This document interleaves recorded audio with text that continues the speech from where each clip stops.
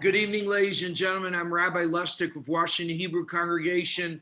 I'm delighted that I'm joined on the screen. If you go to the speaker view, you will see the individuals that are going to participate in our service. We are joined, I'm joined by Reverend Emily Griffin of St. Albans, Reverend Jim Quigley of St. Albans, Father Mark Malone of Annunciation, and my colleagues from Washington Hebrew, Rabbi Sue Shankman, Cantor Susan Bortnick, Rabbi Aaron Miller, and Rabbi Eliana Fischel. We are honored to be here, and we're so honored so many of you joined us.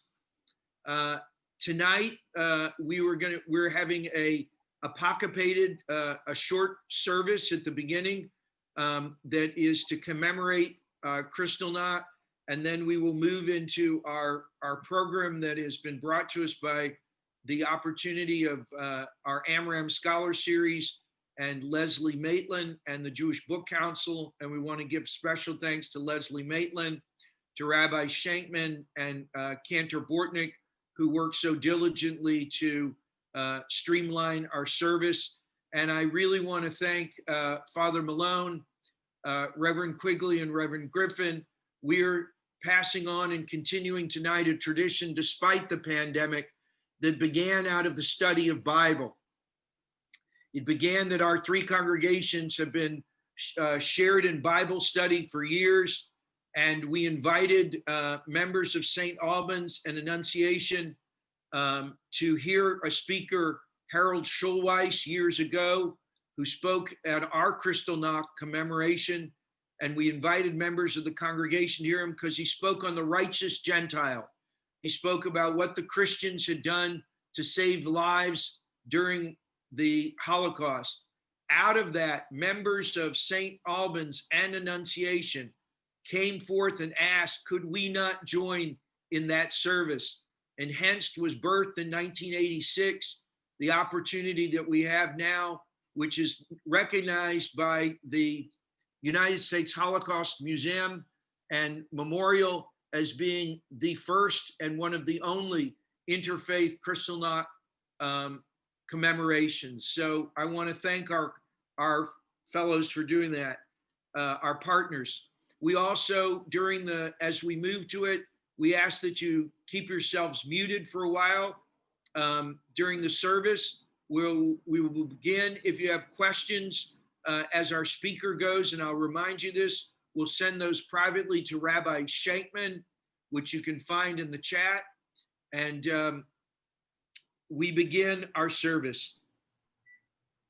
On November 8th, 1938, Herschel Greenspan, a Jew, shot and killed a Nazi diplomat in Paris.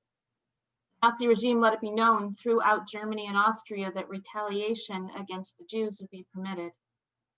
Beginning in the late evening of November 8th and continuing into the morning hours of November 9th, the Nazis smashed the windows of 7,000 Jewish shops and looted them, burned 267 synagogues, killed about 100 Jewish people, and deported about 30,000 Jewish people to concentration camps. Afterwards, the Nazi regime blamed the violence on the Jews and levied a fine of 1 billion marks on the Jewish community of Germany. Along with the fine came a decision taken at Conference of Nazi Leaders on November 12, 1938, the Eisen German economy to get the Jew out. Nazi policy had moved into the overt destruction of all Jewish life in the Third Reich. 6 million Jewish men, women, and children were taken into the death chambers to die in gas and fire. Not only Jews died, others died alongside them. Caught in the eddies and swirls of the Holocaust, millions of Poles and Gypsies, Russians, and other Europeans also ended their lives as victims of Nazism's diabolically efficient technology of death. But to be Jewish in Nazi Europe of itself meant alienation and death. The night of broken glass, Kristallnacht, not only marked a sharp escalation in the Nazi violence against the Jews, but it also brought the plight of the Jews to international attention. There were people in other countries, Jews and non-Jews, Christians among them, who protested this and other crimes against the Jews of Germany and sought to help them. But the governments of the world, including that of the United States, and many individuals, stood by and were silent. There were, however, some brave and righteous men and women who risked their lives and the lives of their families to rescue the Jews from Nazi terror. Their bravery and righteousness was a dramatic witness to the goodness and nobility of the human race in the midst of broken glass and genocide. We'll now light our memorial candles. Blessed is the match consumed in kindling flames. Blessed is the flame that burns in the heart's secret places. Blessed is the heart with strength to stop its beating for honor's sake. Blessed is the match consumed in kindling flames. We now light candles in memory of those who suffered through the night of broken glass, and for those who survived it to find, with the coming of a new day, a world that had no place in it for them but concentration camps and gas chambers. As the 6 memorial candles are lit, we commit ourselves to responsibility for one another to build on this earth a world that has no room for hatred, no place for violence. We remember those who suffered the night of broken glass in Berlin. We remember those who suffered the night of broken glass in Breslau. We remember those who suffered the night of broken glass in Cologne. We remember those who suffered the night of broken glass in Frankfurt am Main. We remember those who suffered the night of broken glass in Munich. We remember those who suffered the night of broken glass in Hamburg. Confident, certain hope of God's enduring love and lasting covenant with us. We light the 7th candle with the hope of reconciliation, justice, peace for all God's people. We listen now to the combined choirs from Washington Hebrew Congregation, Annunciation, and St. Albans. And we thank the choir directors for all the efforts to make this happen.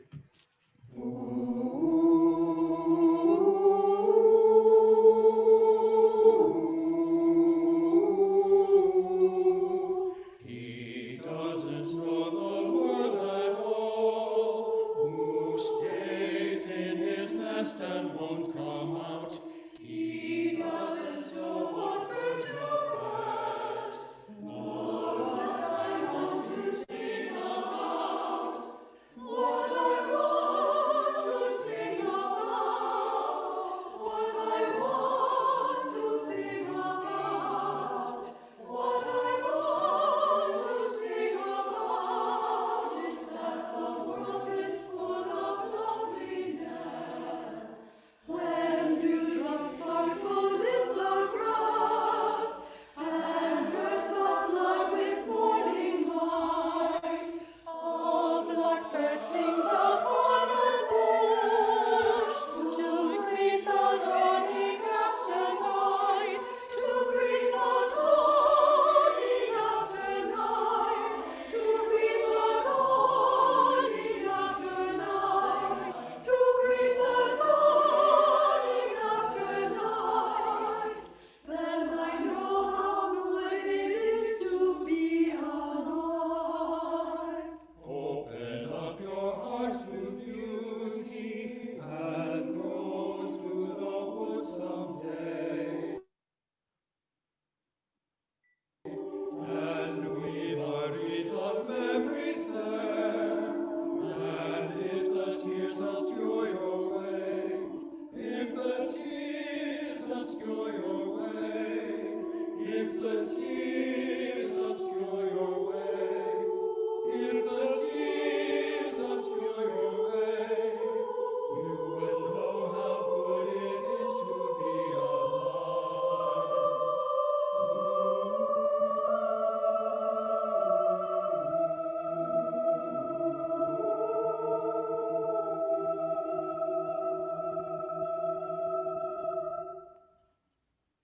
let us ask God's forgiveness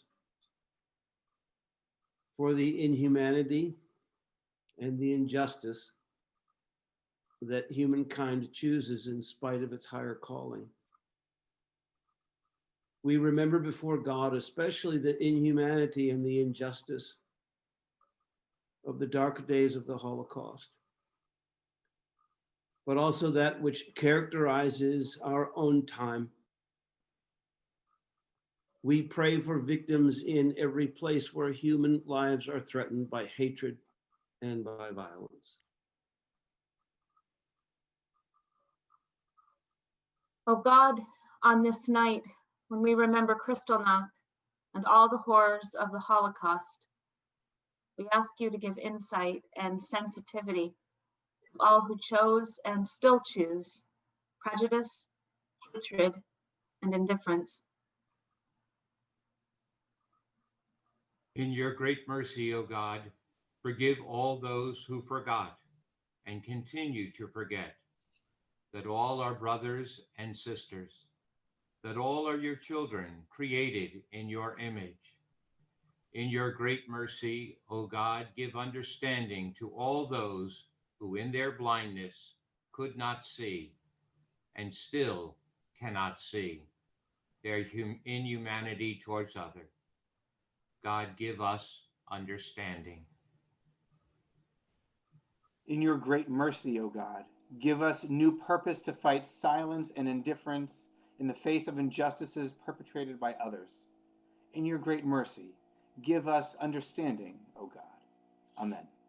As we remember all those who lost their lives to violence and hatred, to bigotry and injustice, we take a moment once more of memory, and before we join in the Kaddish prayer, we listen to the words of the Shoah Memorial Prayer by Alban Salavi. Creator of all, source and shelter, grant a perfect rest under your tabernacle of peace to those who perished in the Holocaust. Our fathers and mothers, our sisters and brothers, our rabbis and teachers, our neighbors and children, the named and the unnamed, whose lives were cut off by brutal, vicious, cunning, and calculated violence. May they find peace in the world to come. Remember the survivors who have since passed away, and the virtues of our people who've died at the hands of malice in every generation. We remember the works of their hands and the messages of their hearts. Bless the defenders of Israel with safety and strength, and the righteous of all nations who provide protection, shelter, and comfort to the Jewish people. Let their deeds be a source of favor in heaven and healing on earth. Put an end to anger, hatred, and fear, and lead us to a time when no one will suffer at the hand of another, speedily in our days. May the memory of all who face these horrors be sanctified with joy and love. May their souls be bound up in the bond of life, a living blessing in our midst. We will rise now for our Kaddish Tome. We take into our hearts those who were lost in the Holocaust, but we also take into our hearts those who are lost in our very day to indifference, to violence, to racism, to prejudice and bigotry. Let our prayer rise up. We rise now for our Kaddish Tome.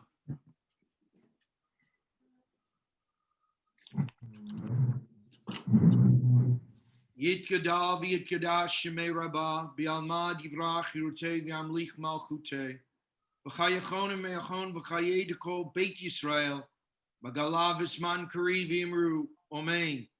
Yehei shmei rabbah mevarach le'olam omei almaya yitbarak v'yishtabak v'yitba'ar v'yitnoman v'yitnaseh v'yitada v'yitaleh v'yitalal shemei dekudisha brichu Leila minko birchata v'shirata, tushbahata v'nehamata, damiran be'alma v'imru amen. Yehei shlama rava min shemaya, v'chaim aleini ve'al kol Yisrael v'imru amen. O say shalom bimromav, hu ya'aseh shalom, aleini ve'al kol Yisrael v'imru amen. May God grant peace to all who mourn, And may all the bereaved amongst us and all of humanity take these victims into our hearts, and may we be a better and stronger people. And let us say together, Amen. We are delighted this evening to have with us as our speaker tonight a very special individual, someone that many of us have had the opportunity to work with in our Washington area. And I want to thank her and introduce you to Esther Safran Foer. She was the acting CEO of Sixth and I, in Washington, D.C., a central hub and a historic synagogue. Prior to Sixth and I, Esther spent most of her professional life running consulting firms representing Fortune 500 companies. She's also currently on the board of Capital Jewish Museum and the Jewish Women's Archives, and as well as an executive committee of the Sixth and I and American Friends of Yachad and Unam. She is married to Bert Foer, founder of the American Antitrust Institute. She is the proud mother of Franklin, Jonathan, and Joshua Foer, each of whom is the best-selling author. She is also a proud grandmother of, I believe, at least 6. In her debut memoir, I Want You to Know We Are Still Here, follows Esther's personal journey to unearth family secrets and trace her parents' escape from the horrors of the Holocaust. It is a true story that her son Jonathan was searching for in his internationally best-selling novel, Everything is Illuminated, but didn't find. So he created a work of fiction. The success of his novel led to new important clues for Esther. She was able to piece together new pieces of the puzzle and finally made her own trip to the Ukraine and found more than she'd ever hoped for. This book is Esther's own personal journey, but is also the story of 4 generations who live in the shadow of the Holocaust and its aftermath, who are determined not only to just keep the past alive, but to imbue the present with life and meaning, a message that is sure to resonate with all. It is my honor and privilege to present to you, through our Amram Scholar Series and the Jewish Book Council, a dear friend of so many in the Washington area, someone we admire and somebody we are so delighted to have join us on this special night, Esther Foer. Thank you, Esther, for being here.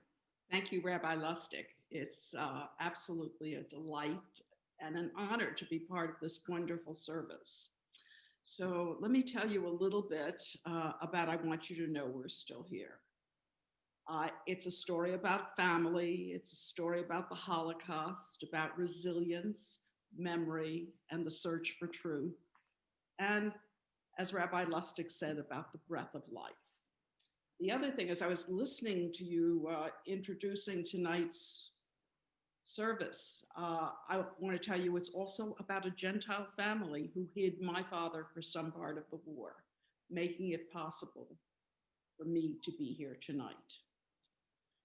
As Rabbi Sachs, who died in this past week, said, I can't change the past. I can't bring back my family, but I can redeem them. And that's what this book is about. The book is basically divided into 3 sections. My parents' pre-war and wartime experiences, the post-war period when I entered the picture, and then finally, my search for the unknowns in our family story. So let me tell you a little about the book, but one period I really want to elaborate on tonight, and that was referenced by some of the clergy who spoke, was the period in my family's life and my life that resonates for me right now. Our life as refugees in post-war Europe with nowhere to go and no one who wanted Jewish survivors. So the Rabbi Lustig mentioned that there's a curious fact about this book. A work of fiction actually helped propel the real story. Usually the real story comes first, but in this case, the fiction came first. Our middle son, Jonathan, wrote Everything is Illuminated about his trip to Ukraine. It was his college thesis, eventually published a novel that was turned into a book and a movie. He had spent the summer in Europe before his senior year. He went to Ukraine with a picture that we have, a very precious picture of my father and the family that hid him for some part of the war. That's all we knew about them. He was hoping to find them. He didn't find anything. But he did publish this book that became an international bestseller, and people started to call me. Most of them calling me to complain that the story wasn't true. Well, of course it wasn't true. It was a novel. And then they started to tell me their stories and also what they knew to be true about my own family. Pieces of information started to come together for me. I spent a good bit of my life putting these pieces together in my head. I knew there was a story to find, and Jonathan tried to find it, but I ultimately came to understand that I was the one that needed to find it, and I was the one that needed to tell it. I wasn't sure if I could actually write it, despite having raised 3 writer sons. Sorry. Something has just happened here. I wasn't at all sure that I was able to do that. So as Rabbi Lustig mentioned, I spent my professional life in consulting. I helped create and run Sixth and I, which many of you have been to in Washington. But my life was about framing and telling other people's stories. In my Jewish life, it was about building the Jewish future, not looking back. But I came to realize that maybe I had to do those things before I could go back to look at my own story. The original plan, and I'm going to tell you a little bit about how the book came together because it's interesting. In addition to the fact that everything illuminated, the fiction preceded it, the original plan was to write the book with my oldest son, Frank, who was then the editor of the New Republic. He accompanied me on my journey of discovery in Ukraine. But for a number of reasons, that didn't happen. Frank had his own book to write. And my agent very wisely told me that I really needed to write the book myself. And he was really right. I not only found my voice, but perhaps more important, I found that writing helped me process and understand my family's history, the importance of multi-generational memories, the importance of resilience, the importance of remembering. And during the process, of course, I came to understand myself better, and I began to understand my place in this story. My birth certificate says that I was born on September 8th, 1946 in Ziegenheim, Germany. Wrong. It's the wrong date, the wrong city, the wrong country. And it would take me years to understand why my father created this fabrication. Why each year my mother came into my room on March 17, gave me a kiss, and quietly whispered, "Happy birthday."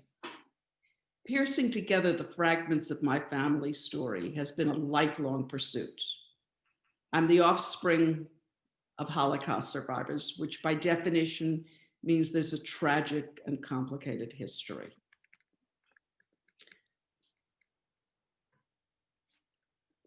I'm named for my 2 murdered grandmothers, Esther and Brucha.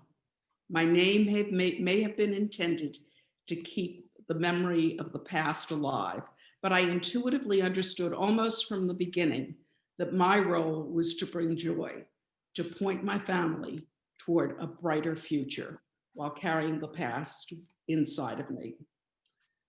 From the beginning, my childhood was filled with silences, punctuated by occasional shocking disclosures. I knew there was a lot I didn't know besides my invented birthday, and I knew there were a lot of difficult subjects that I had to maneuver around. About 30 years ago, actually by accident, my mother casually mentioned that my father had been on a work detail while his wife and daughter were in the ghetto, and they were murdered. I had no idea that my father had another family before me, another child before me, that I wasn't his first daughter. I'd grown up surrounded by ghosts, haunted by relatives that were rarely talked about. But now there was a new ghost that I didn't know anything about, and that new ghost was my own half-sister. Determined to learn more, I scoured online databases to see if I could find a birth certificate, a birth record, or a death record, to no avail. I hired researchers in Ukraine. I even at one point hired an FBI agent to analyze photographs. All my searches came up empty. I talked to everyone I could think of to see what they knew, and I got the same response. There were so many people killed, so many babies. How can we remember all their names? But of the person closest to me killed in the Holocaust, I had not one detail, not a picture, not a name, not one shred of memory. How do you remember somebody who has left no trace? The search took me to places that allowed me to more deeply understand the Holocaust and how it continued to reverberate long past the liberation and into future generations. And ultimately, it was a search that took me to places inside myself. So as I said, my parents were Holocaust survivors. Their entire families, large extended families, were murdered. They were murdered in shtetls in Western Ukraine. Someone spoke about the concentration camps and how many millions of Jews and other people were killed in concentration camps. My family wasn't killed that way. They were murdered one by one, bullet by bullet, by Einsatzgruppen, Nazi death squads, who were responsible for murdering over 1.5 million Jews in the Ukraine.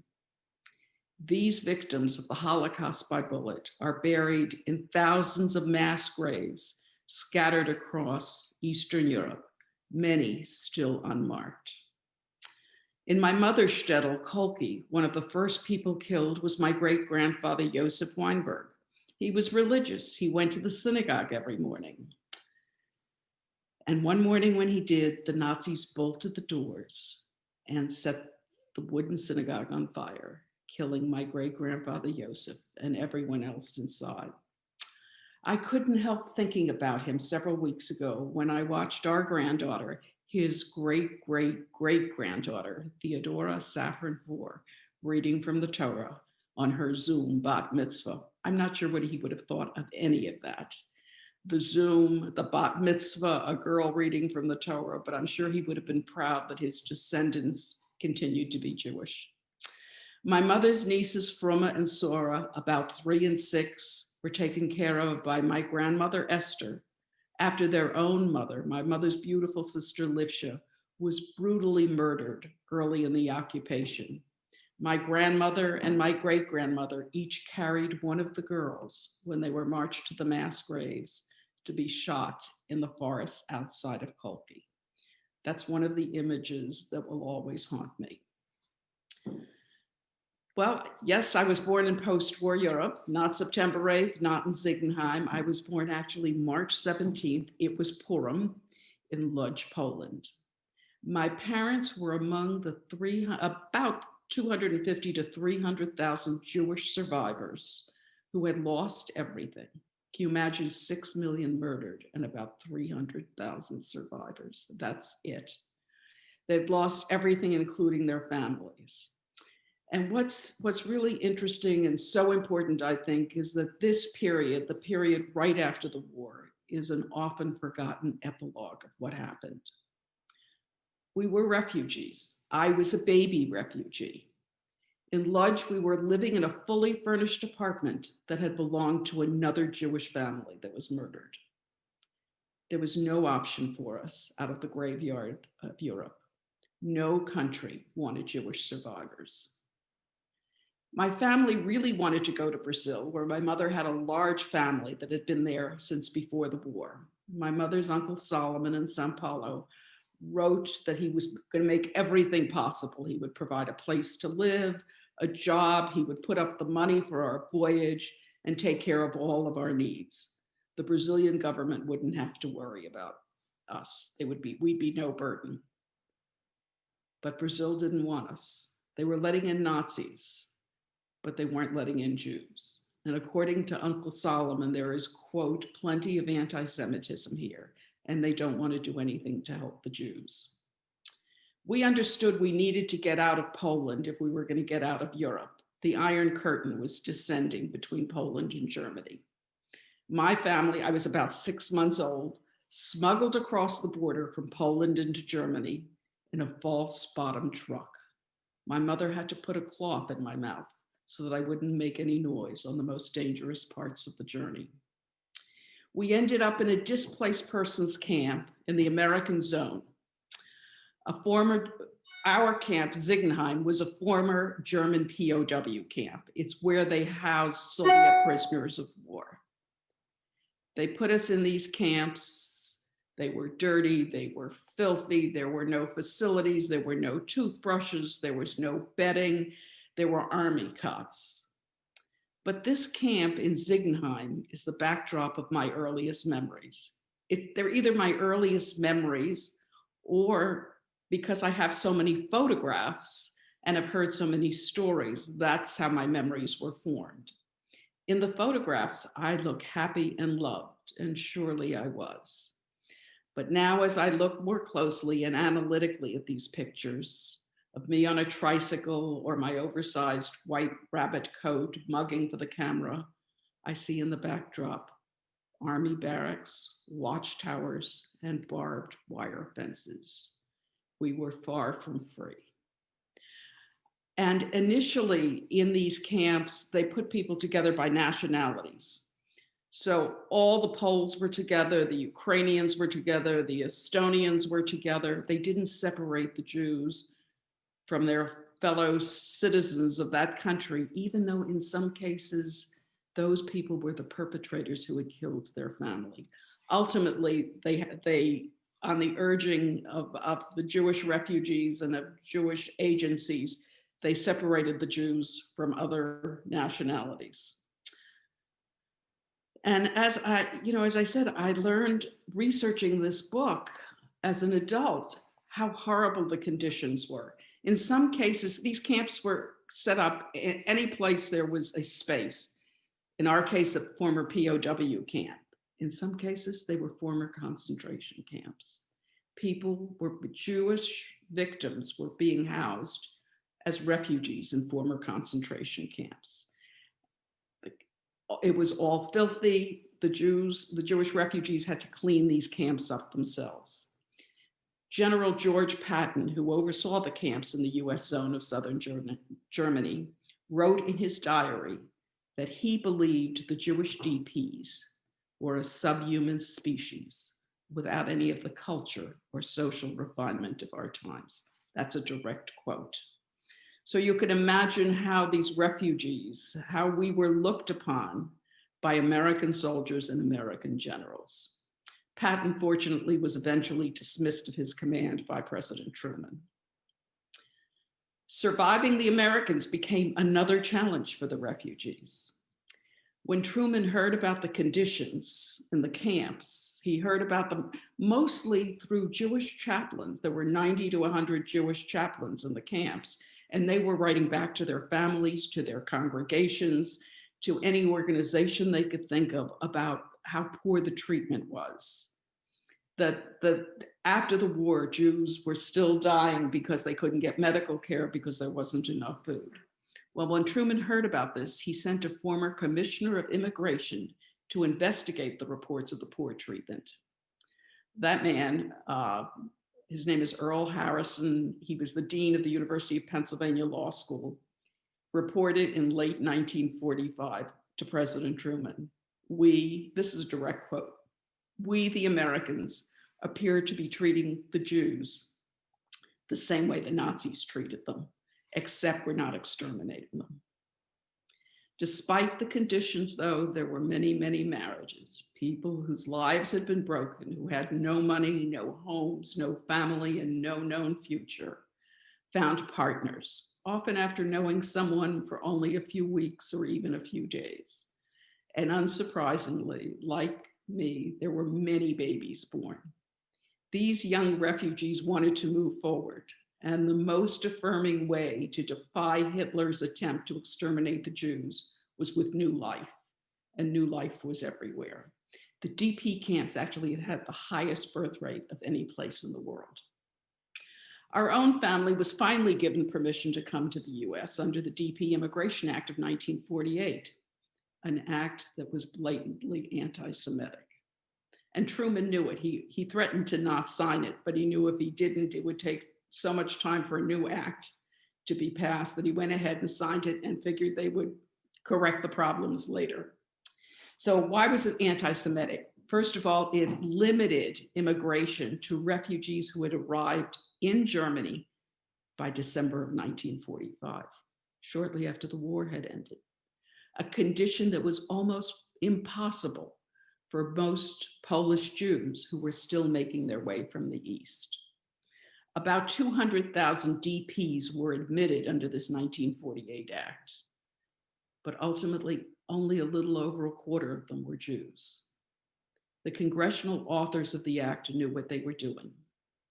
And while limiting Jews, it's been said that about 10,000 former Nazis were able to come to the US under this act. Now, how are we able to qualify? Back to my falsified birth certificate. If my parents had said that I was born in 1946 in Lodz, Poland, it would be clear proof that they hadn't been in Germany by December of 1945. So somehow my father had a birth certificate created for me and actually notarized, saying that I was born 6 months after I was born, but in Germany. And also my father, I have recently found a document where my father was classified as a first-class farmer. One of the 30% of the people who were supposed to come to the US under this act were supposed to be farmers. There weren't many Jewish farmers. But somehow you falsified documents, you smudged dates, and we made it. My mother's Brazilian uncle Solomon wrote to my mother a few months after we arrived in the US in late 1949. And this is a quote. I recently found his letters and had them translated, and they're so poignant. He said, "I'm very, very happy that you finally found a place to end your wandering.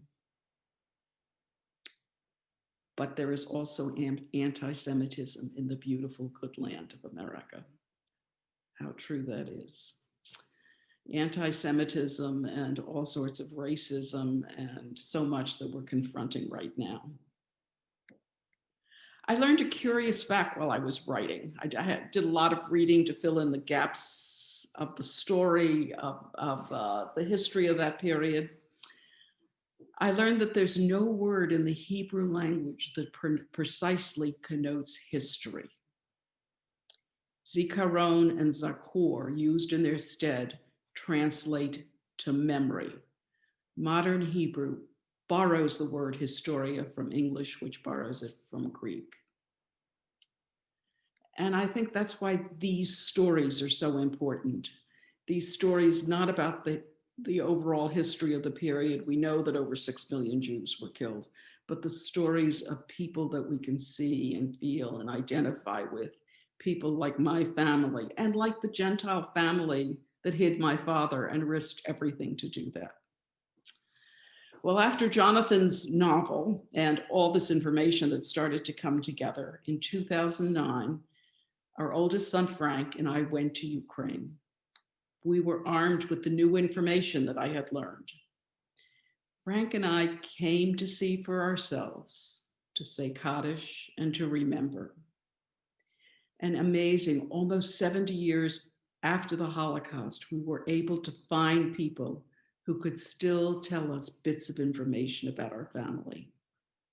The most important revelation came from someone who unbelievably knew my murdered half-sister, my father's daughter from his first family. I was able to find out what my sister looked like, what she liked to play with, and most important for me, her name, Asya. I have added her name and her mother's name to the Yad Vashem database. She is no longer one of the millions of nameless children and victims of the Holocaust. She has a name, and it's a name that lives on. And our youngest granddaughter, who is 3 years old, is B. Asya Foer. But going to these places, I wanted to leave something of myself behind. You know, I didn't know what I would find. I didn't know what I could bring back, but somehow I felt the need to leave something. And I decided on our most recent family Rosh Hashanah card, our Jewish New Year's card, picturing all of us. At least all of us were around then in 2009. Actually 2008, which is when the picture was taken, because we went in before Rosh Hashanah. At every mass grave we visited where our family is buried, and sadly, we visited a lot of mass graves in several shtetls. Frank and I said Kaddish. We put a handful of the dirt from each of the mass graves in a Ziploc bag to bring home. And using a fork borrowed from the local hotel we stayed in Lodz, we dug a hole to bury our Shana Tova card. Somehow it was important for me to use that card to tell my grandparents, who I'm sure thought they had no descendants, that in fact they did. I wanted to let my ancestors know that we hadn't forgotten them, and I wanted to tell them that we're still here. Thank you. I want to thank you. The book is riveting in so many ways, and so much so that when I got the second copy and started reading it, I go, I know this story. And then I realized that I'd read it before. There are so many things that the richness of the Jewish life that you have built and your family has built here and your boys have done as well. What is it that in this, what is the, if you had to talk about this, what did this, this lacunae, this gap in knowledge that you had for things, how did that fit into the, if you will, the formation of Jewish identity for you and your boys and your extended family? That's a wonderful question. And blessedly, we have raised 3 sons who each have their own children who have very strong Jewish identities, and each in their own way made a contribution to the Jewish world. The story was always with us. We didn't hide from it. At Passover Seders, we would talk about our family's own exodus. The Seder, when I talk about remember, you're supposed to have the importance of memory, of seeing yourself in these stories, to know what happens, what happened could happen again, that this is your history. But let me add that in the same way that I spent so many years at Sixth and I, that I spent time focused on the Jewish future, I wanted my children to understand what happened in the Holocaust, but I didn't want them to be Jewish because of it. I wanted them to find the beauty in Judaism. I wanted them to appreciate the rituals and the ceremonies and the literature. And they didn't go to day schools. We went to afternoon Hebrew schools, that they probably hated. But tradition was important in our home. We did somehow keep Shabbat. And not necessarily keep Shabbat, but we had Friday night dinner, and sometimes, because I worked full time, sometimes it was spaghetti thrown together at the last minute, but we sat together and lit the candles with challah. My husband comes from a Jewish tradition that's much more secular than mine, and he likes to joke that my side won. That the boys, I actually have more traditional, deeply Jewish homes than they grew up in. Our youngest son, Josh, created something called Safaria, which puts all Jewish text online. And he did this, I don't know, maybe 10 years ago, less. And he did it, he had written a book, it was a bestseller. And he thought about it and he said, my book is a bestseller, but 50 years from now, nobody's going to care about my book. But 50 years from now, we're still going to be digging into Jewish text. And the internet is where books reside now. So he raised money and created a nonprofit to put Jewish texts online so that it was readily and easily accessible to everyone. I suppose in part I just got lucky, but I did. I'm grateful for it. Anytime you speak, everybody wants to know what you fed those boys. And so, you know, the truth is junk food and they watch TV. There are a number of questions about this, and this is the fantasy in terms of it.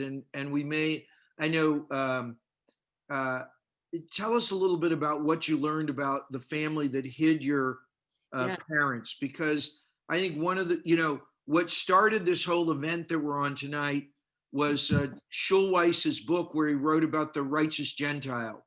Yeah. And we often, you know, the fact that these righteous Gentiles, and I think about it now, and I've asked this question, if somebody came to me and said, would you hide me, or even me thinking about hiding somebody and risk my own family, I'm not sure what I would do, but it certainly wouldn't be this. And these people put their entire families and sometimes their extended families.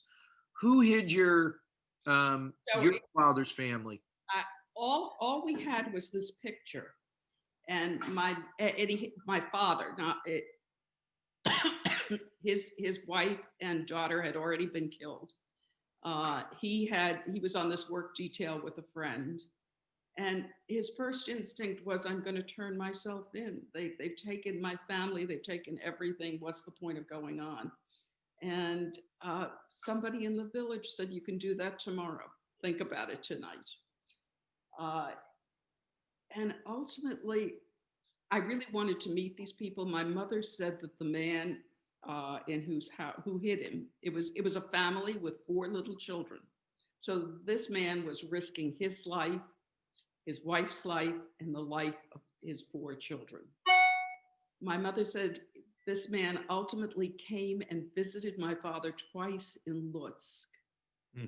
To see how he was doing, actually, he wanted him to come back to the village. They were friends, obviously, clearly dear friends. And my father, of course, wanted to move on to build his new life.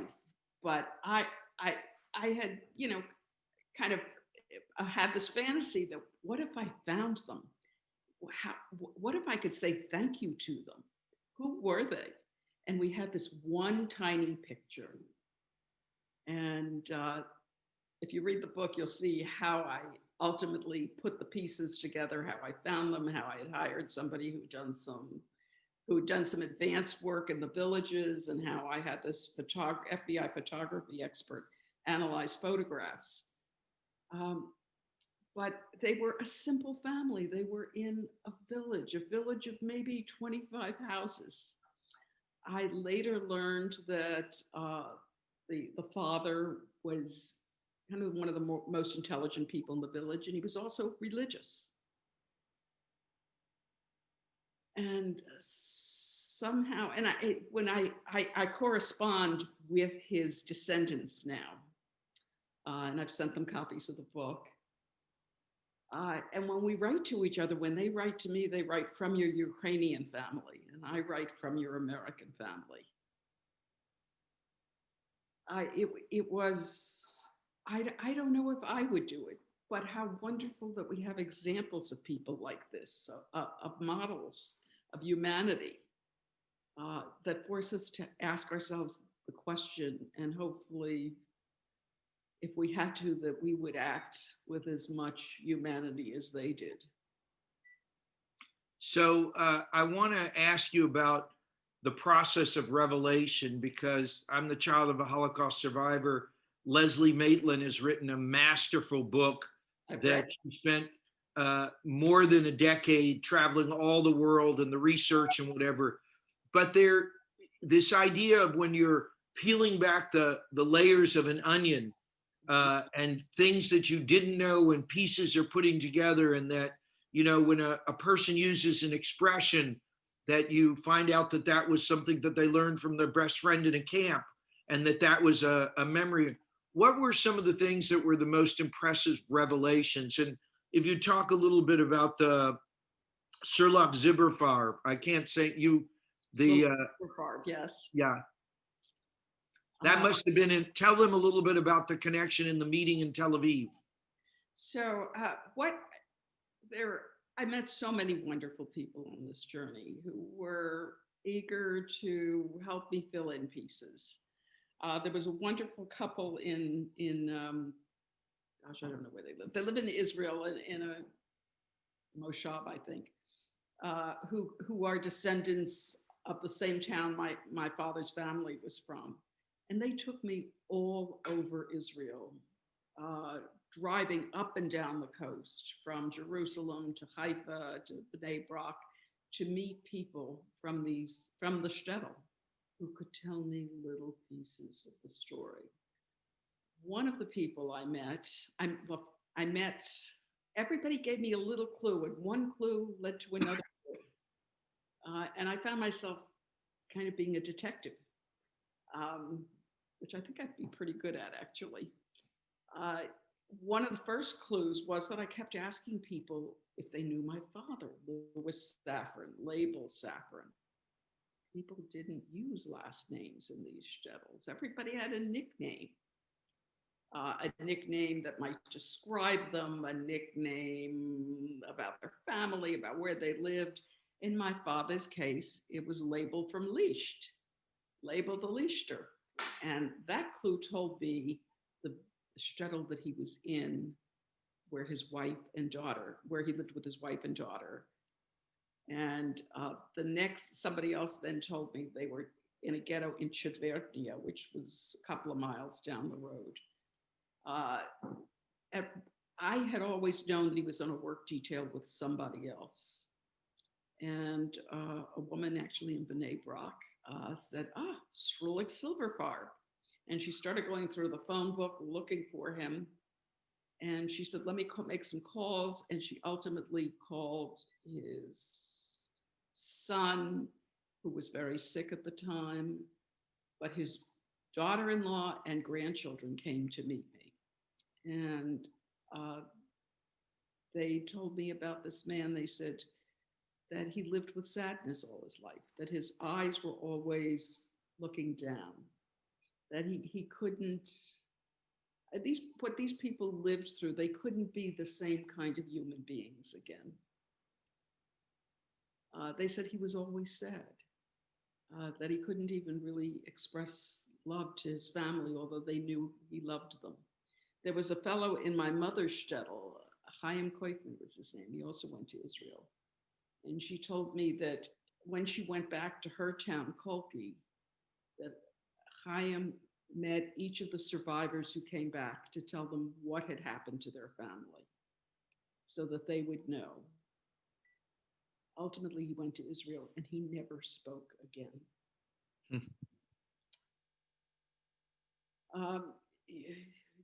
It's a little bit like what I said about the TP camps. You think the war is over. Oh my God, everything is great. The Jews can go free. They can, climb over the mountain and into the paradise of America or Israel, where they had to go fight the wars of independence and all the other wars. Life was difficult. There was a generation, in addition to all the people killed, there was a generation whose lives were ruined. And something I write about in the book that was hard for me to come to terms with, my father committed suicide when I was 8. So he was able to survive, but yet he wasn't. And you write about how reading Amos, if I remember correctly, reading Amos Oz's account about the unspoken. And I don't want you to speak about, the idea, but how was that unburdening for you to finally have the ability to give voice to things that our families have kept without a voice for so long?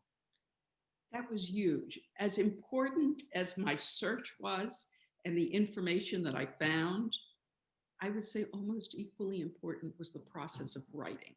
The process, as you put it, of unburdening, of taking these ghosts and these stories that I had been carrying around and put them on paper. I had a friend call me after she read the book and she says, so how do I reconcile what's in the book with you? I am, for people who know me, I'm an optimist. I have an easy smile. I love to laugh. I have a pretty great life right now with children and grandchildren, but I was carrying these burdens with me. And the process of writing this was so important in unpacking that. And I'll tell you an interesting story. My mother lived with us the last 3 years of her life, something for which I will be forever grateful. Wasn't always easy, but The mother who moved into the house, I think that you're right, that said, it doesn't have a good fence. exactly. My mother thought that I was a spendthrift, and here I was moving into a house that she thought I couldn't afford. But she spent You, Leslie, and I have to have lunch together over that whole syndrome, because that's something that Leslie unburdened for me. We Oh. both grew up, we all grew up with that. Go ahead. I'm sorry to interrupt. Okay, well, I would love to have that lunch. It was clear that it was before Pesach. I went to visit her. She was living at the Ring House, which is part of the Jewish community complex. And she told me she was scared. She was lonely. She didn't want, she was waking up at night with nightmares. I said, oh, come home with me for the weekend. It's Pesach. And she never left. I kept her apartment for months thinking that she might go back. But where was I? So she died in December. First of all, she was an optimist. And I think I've been blessed with that part of her DNA. She was always looking forward. She was tough, and she was the ultimate survivor. And she died in December 2018 here. She just deteriorated of old age, but her mind was good. And my book was due February 2019. And I knew that I had to have it ready because I'm a good girl and I meet deadlines. So the book was essentially written. But between the time that she died, the month and a half between that and when I had to turn the book in, I was able to unburden a lot more. There were things that I somehow couldn't say or put on paper while she was alive upstairs. I don't know what a psychologist would make. So I want to ask you, I want to read you a quote because I carry this quote in my wallet. It's torn and whatever.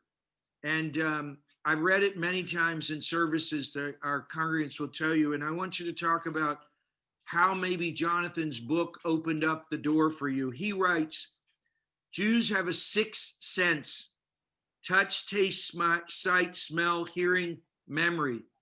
While Gentiles experience and process the world through the traditional senses, we use memory as a second order means of interpreting events for Jews.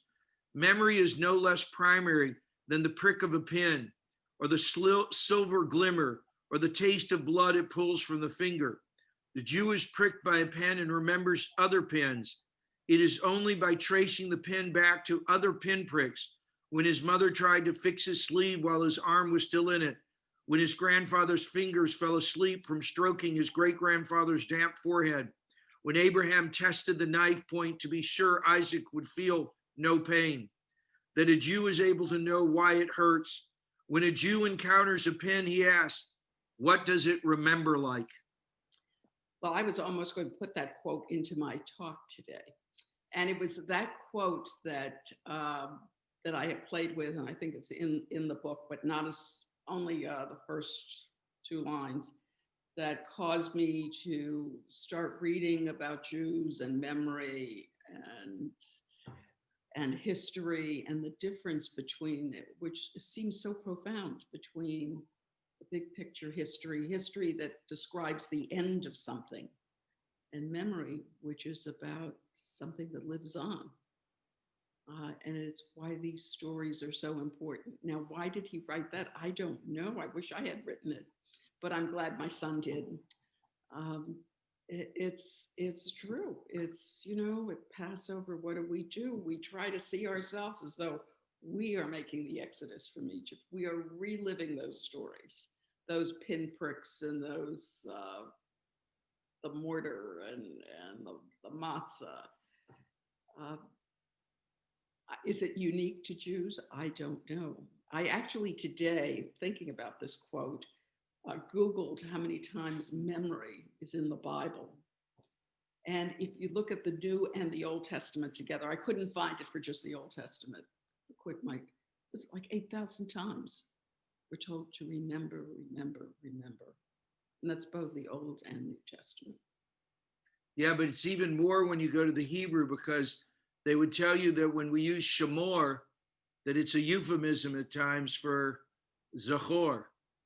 Ah, I didn't know that. Thank Well, you. there's, I mean, in many ways, you know, there's not so much in the Bible, but in other things. But you've given us this gift, and I'm so glad that we had you as this experience, and I'm going to ask her permission. I'm going to do this because Leslie Maitland, who spent 10 years writing her own memoir and done. I'm going to be so bold as to add her to the spotlight, and maybe, hi Leslie, and maybe ask if she has any particular questions, because she took this journey, and I know that it revealed so much and other things, and it's a very, the two of you have created something that this Kristallnacht experience is all about for us, which is the reality of, and even, I mean, it's so poignant in the name of your book. And I think that, when Leslie heard and did this, she thought that this was the perfect match for Kristallnacht. I want you to know we're still here. Mm-hmm. I mean, the affirmation of life that comes through, that our parents can be long gone and whatever, and we still, hold our hand in our head when we spend more than, 98 cents on something that we could have gotten for 75 cents, in terms of this. But Leslie, do you have any questions or wish to share anything in terms of your insights? Because, you've spoken actually at the Kristallnacht, you've presented your book, and you were wise enough to give us this opportunity. I wanted to see if you had anything to share or thoughts. There you go. Well, firstly, thank you, Esther, so much. It's wonderful to hear your story, and your book is so beautifully written.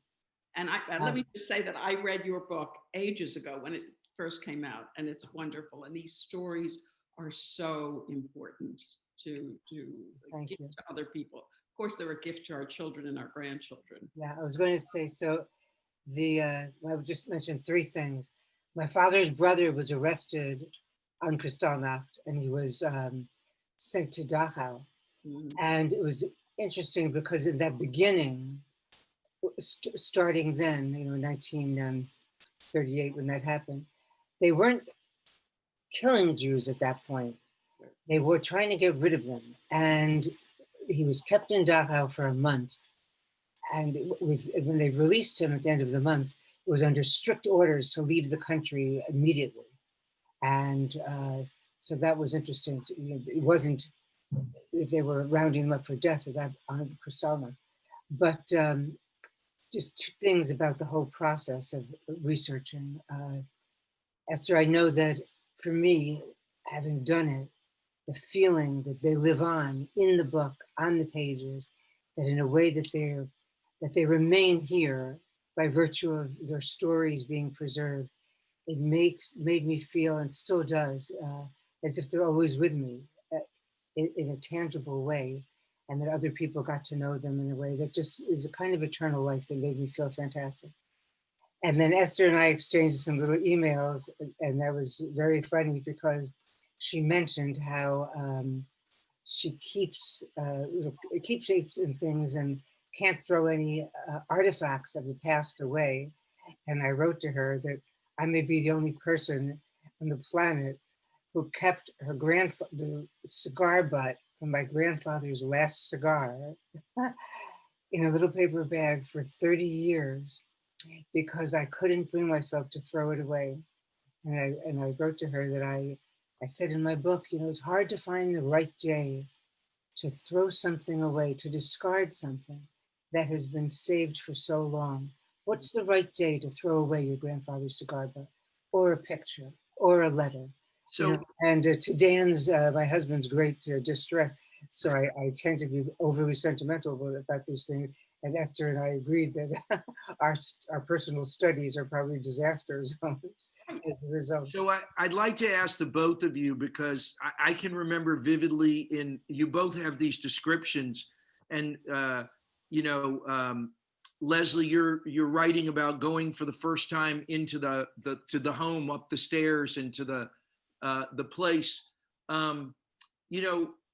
What is, and I started off with this quote of your son of memory, what is the responsibility, and what is the both, there's the responsibility to simply remember, but what is the impetus of that remembering is to do for us? Because if we just have this commemoration, if we just do these things, what is the moral imperative that you find out of this, completing this story, that goes? Because I would ask each of you in terms of that, Esther, what is it for you? What was the moral imperative that came out of the concept of honoring this memory? So very many things. I had a sister whose name wasn't even listed anywhere. She was one of, I think there were over 1 million Jewish children who were killed, a lot of whom are unnamed. And this conversation today, by the way, I want to add one thing. Several people talked about the concentration camps. And in fact, the first killings were not concentration camps. They were these bullets, Holocaust by bullets. And I think that's really important for us to understand. There are genocides all over the world right now going on as we sit here, but they won't be concentration camp genocides. They will be a repetition of this Holocaust by bullets, killing people one by one. And I think that's important to understand in terms of what is happening today and how we can look at what's happening, how we can try to change it, to fight it, to the refugee crisis. And the fact of the matter is, I'm essentially a dreamer. I came here under false pretenses, albeit I was a little less than 3 years old. But the previous, I don't know if we call them the previous administration, the Trump administration had an office of denaturalization. They were interested in denaturalizing people who came here under false pretenses. That would be me. There's so many moral imperatives that come out of this. The refugees that are living all over the world that nobody wants. And that was me. That was my family. That was hundreds of thousands of Jewish survivors who were barely hanging on to life. We live in a world of 65 million displaced persons at this time, more than have ever been on the face of the earth.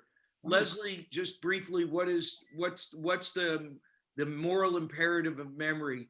Well, it's one we face right now, because I will say that when I was writing the book, I felt such a sense of optimism that the world had changed so much from the place that my mother had escaped, that there was the arc of the universe was bending toward justice and things were getting better. And I must say that what has been so distressing in the past few years has been to see, the demonization, persecution, murder, anti-Semitism, racism, and refugee crisis all over again. And so that while both Esther and I may have started out with a feeling of so many people who have tried to preserve Holocaust memory, that the idea of never again, by preserving the past, we could prevent it from recurring. It seems that no amount of preservation is enough to prevent it. And I would like to someday ask rabbis, is this something in human nature that just keeps, asserting itself in the most terrible way? But to see this all happen again, and then I just will close with this to say that on election night, to my shock, when it looked that, not to be overly political, but when it looked in the beginning that Trump might win a second term, my phone started to just go boom, boom, boom with text messages from our daughter Ariel, with all cap messages going, please apply for German citizenship. And because my grandfather had been denaturalized by Germany in 1941, and that now they were eligible to get it back again. And I sat there going, who could believe that my grandfather would think that his great-granddaughter would be saying, we have to flee to go back to Germany. It was mind-boggling. Well, I want to thank, especially I want to thank Leslie for making such a great choice, and Esther, not only for what you've done by the memory of the past, but what you've done to fortify the future of Judaism and raising three your brilliant boys. I also just want to tell you, I'm lucky enough that I have my mother, who's a Holocaust survivor, is still living. She's still very vocal, which both of you can appreciate what that means, the double-edged sword of that. But the fact of it is that on election night, in terms of this, is that, you know, my great shidduch chidush that came out of is, my mother's an artist. My mother paints the most beautiful things in the world. Flowers you can't believe, scenes from Germany from her memory that are so vivid, so gorgeous. And when I was in high school, she gave me a list and said, go. She'd never talked to me about the Holocaust. And I go, although everybody that was ever at my grandmother's house, they all had numbers on their arms. They all, you know, it was an unspoken truth that we all lived with in our own way. And I went and looked through, and it was, you know, these were necrologies. These were lists of people who were kept in, that were all the people that had died that she wanted to do. And when I came home, I said, how can you paint these beautiful pictures seeing what you saw? And her answer, I'll never forget. I'm here. How could I not? Right. So I want to thank both of you for giving us incredible books to give us the moral imperative through example of l'chaim, to life. I want to thank our partners on this, to our really incredible partners, not only in Kristallnacht, but in the moral preservation of our city, to Reverend Jim Quigley, to Reverend Emily Griffin, to Father Mike Malone from Annunciation, Emily and Jim from St. Albans. We are blessed. We are blessed to have such partners. And I want to thank you, Esther, again, for your contribution. We put up in this, I highly recommend reading this book, because to take these journeys with these women is really to have a journey of your own, of understanding what memory, what the past, what the present, and what the future is all about. We thank you. I wish everybody a good night. I thank you so much to everyone. Thank you so much for joining us. To Rabbi Shankman and to the choir directors and Cantor Bortnick for putting together such a beautiful service for us, we thank you, and I wish you all a good night. Thank you so much.